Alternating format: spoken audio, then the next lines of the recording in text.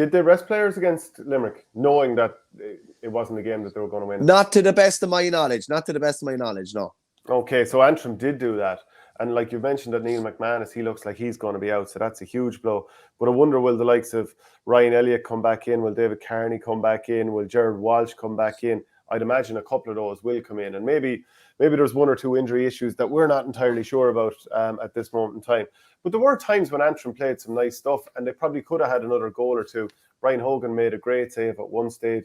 Keelan Lloyd was excellent, especially in that first half, running straight up the centre of the Tipperary defence and getting 5 points. Actually, a couple of them were brilliant ones from the sideline. He really is a quality hurler. And what I'd ask you is, number one, some of the players that have pace and that'll run at you, like James McNaughton, Conal Cunning, Sean Elliott likes to take on his man. Conor McCann is a big bruising forward. Would Offaly be unduly concerned about some of the skill and pace of some of these players that I've mentioned? But just when you mentioned Keelan Molloy, like, if we go after one player, I'd be going after him. Whatever about the 4 or 5 points that he can hit, he gives you an absolutely glorious ball into the forward line as well.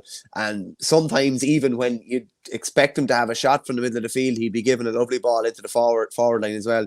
We can't afford to have him dictate affairs out around the middle of the field. I think especially in Neil McManus's absence, it probably puts a little bit more of a pressure on Molloy to deliver. And I remember, when was it? It was the Kyo Cup final, even in 2020, in Navan. Again, that game is in Navan on Saturday again. Molloy did, massive damage from the middle of the park.